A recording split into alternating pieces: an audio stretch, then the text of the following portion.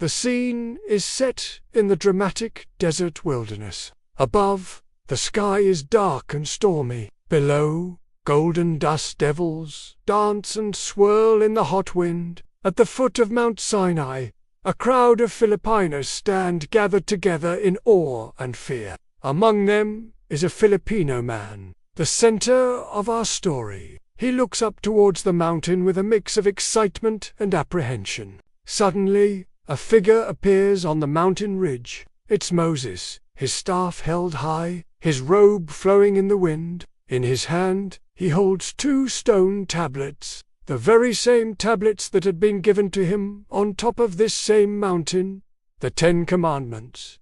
But now they are different. Now they are smashed and broken, their engravings of the divine laws destroyed. But what has happened here?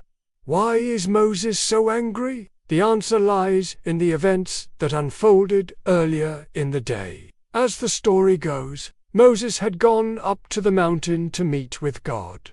But while he was up there on the mountain receiving the law, these people down below had done something terrible, something that made God very angry. They had built a golden calf to worship.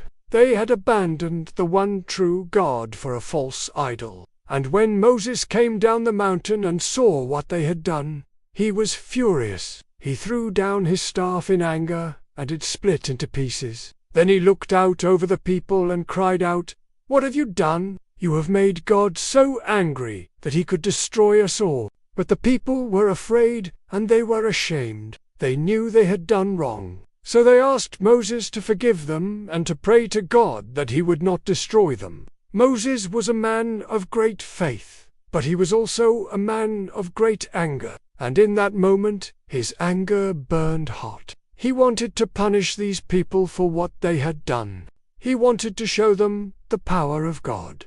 So he did something terrible. He climbed back up to the top of the mountain to get the 2 stone tablets, the very same tablets that had been given to him to receive the 10 Commandments. The very tablets that were the symbol of the covenant between God and his people, and he hurled them down from the mountain. Below, the Filipino man watches in horror as the tablets hurtle through the air towards the ground. They crash into the ground with a thunderous explosion, shattering into 1,000,000 pieces. People scream and run for cover.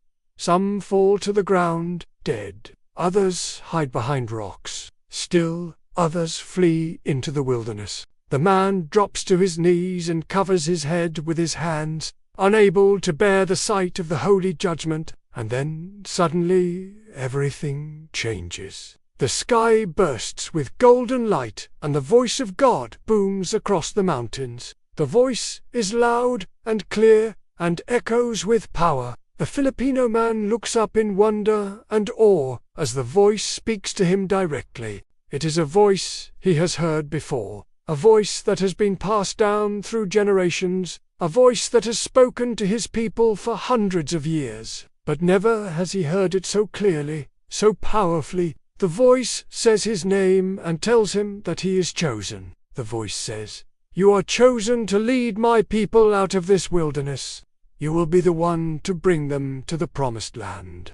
The man is stunned. He looks around at the destruction all around him, at the dead bodies lying in the sand, at the shattered tablets of the law, and he knows in his heart that he has witnessed something truly amazing, truly terrible, truly divine. He has witnessed the wrath of God, and as the light fades and the voice grows distant, he is left there in the desert, a single man on a mountain of debris, knowing that his life will never be the same again. This is a story about faith, about doubt, about the power of God and the consequences of sin. It is a story that has been told and retold for centuries, a story that has inspired art, music, and literature for thousands of years. It is a story that has shaped the world we live in today. It is the story of Moses and the golden calf.